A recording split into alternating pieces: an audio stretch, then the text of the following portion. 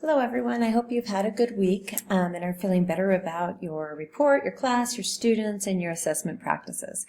This is a video that I put together to cover week 12 and week 13.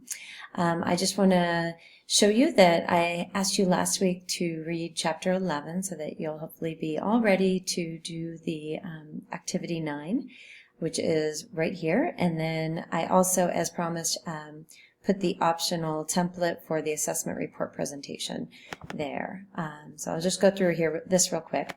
So after you read chapter 11, which is on the special considerations of assessment in early childhood, I asked you to take a look at Public Law 99457 and tell me about eligibility, evaluation, and assessment, and issues about serving infants and toddlers. Next, I wanted to know some examples of clinical concerns. Those are on page 248, by the way. And then what instruments can be used to assess the general developmental ability of toddlers and young children. And just tell me 3 assessments and what they're used to measure. And then what is play evaluation, and then what assessments can be used for students who have who may be on the autism spectrum disorder. And then here's another hint if you watch the video. On page 261, they give you an example of how to do these little mini informal assessments on phonemic awareness. So the example they give in the book is phonemic isolation, which requires recognizing individual sounds and words. For example, tell me the first sound in paste. So when you write out this response, I want you to say, tell me the first sound in cup. Tell me the last sound in cup. Or you can say, tell me the middle sound in look. And so either way, you can choose a word and you can have the student say the first sound, the last sound, or the middle sound. The middle sound would, of course, be for a more advanced child. But I want you to do that for each one and just come up with some word. Then I want you to do a little gratitude list. So I wrote down everyone's names in the class, and I just want you to write one positive thing for each person. And then I'll put that list together. So that is your requirement for activity 9. And then, of course, you turn it in right there. And then we're going to scroll up.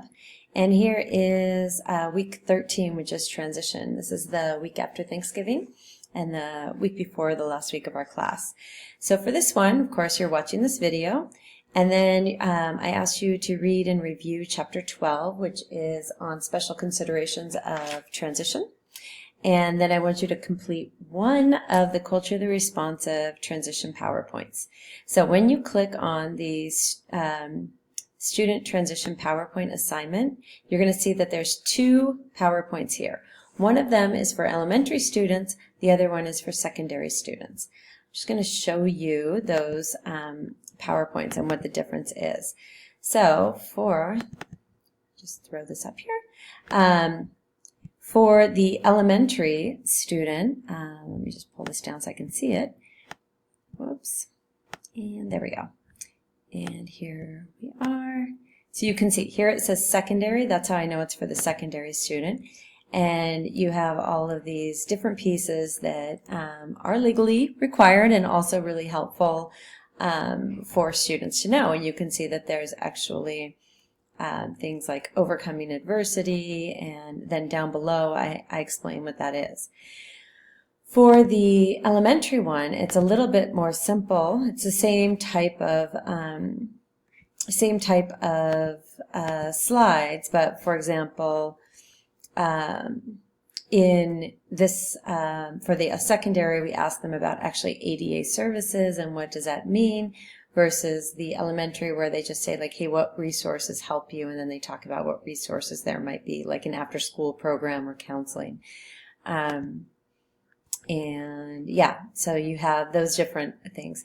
Now, which one you're doing doesn't have to be based on the age or grade level of your student. It's actually on the ability level. So you choose which level you want your student to finish, complete, and maybe take the elementary part of the title off of there if you can. And Then also, for example, if you've got a nonverbal student, then maybe they'll draw something out when you ask them, the series of questions. So, for example, let me just do the elementary one. We have, I'll make it big.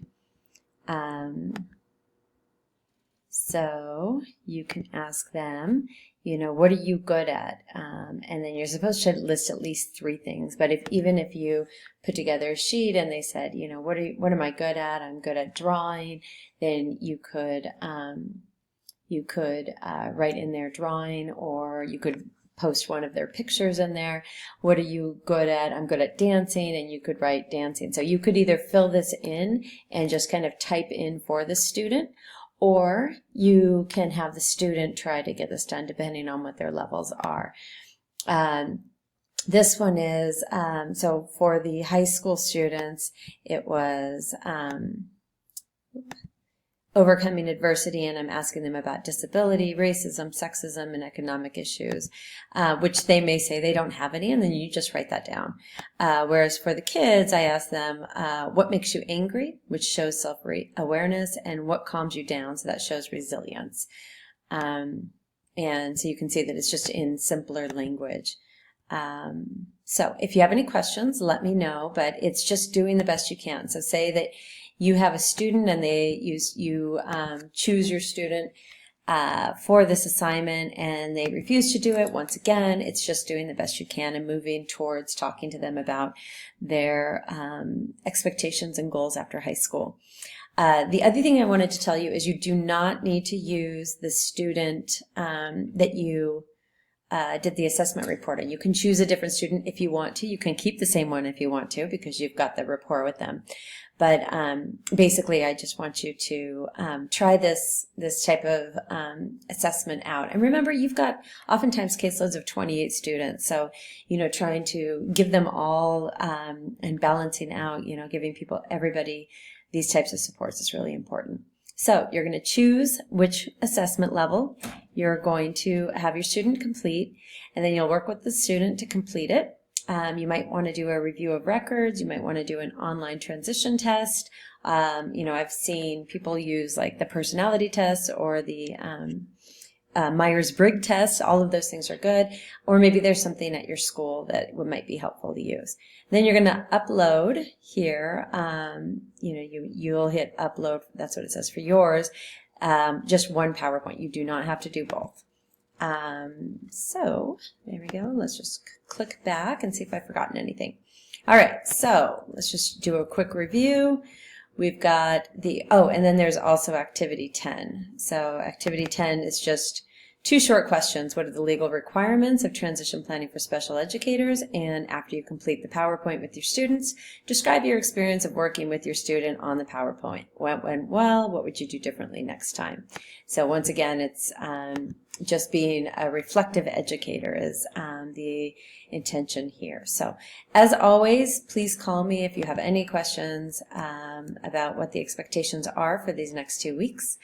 I wish you a happy Thanksgiving. Take care.